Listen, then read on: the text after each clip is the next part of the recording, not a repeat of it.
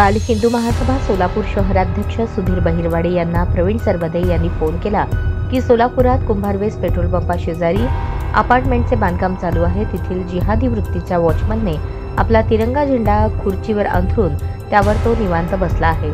यावेळी आम्ही तिथे गेलो असता पोलिसांना फोन लावला, पण समोरचा व्यक्ती म्हातारा आहे आणि आपला हिंदू धर्मात संस्कार आहेत की लहान मुलांवर आणि म्हाताऱ्या माणसांवर कधी हात उचलू नये, त्यामुळे सर्व गप्प बसले.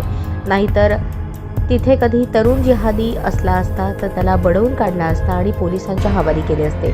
पण त्यावेळी तिथे गेलो, त्यांना विचारले असता तो उठला आणि बघतो तर खाली काँग्रेसचा झेंडा होता. काँग्रेसचे शहराध्यक्ष चेतन नरोटे यांना फोन लावला, त्यांना व्हॉट्सअपवर फोटो आणि व्हिडिओ पाठवून दिला, पण त्यांनी त्याला गांभीर्याने घेतले नाही आणि परत फोन सुद्धा केला नाही.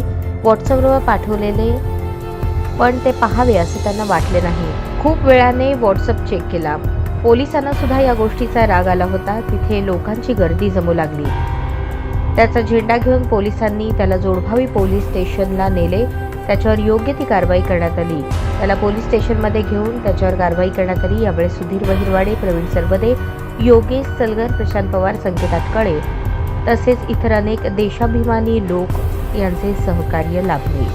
अशाच नवनवीन अपडेटसाठी जनता राज्य न्यूज चॅनलला सबस्क्राईब करा, लाईक करा आणि शेअर करायला विसरू नका.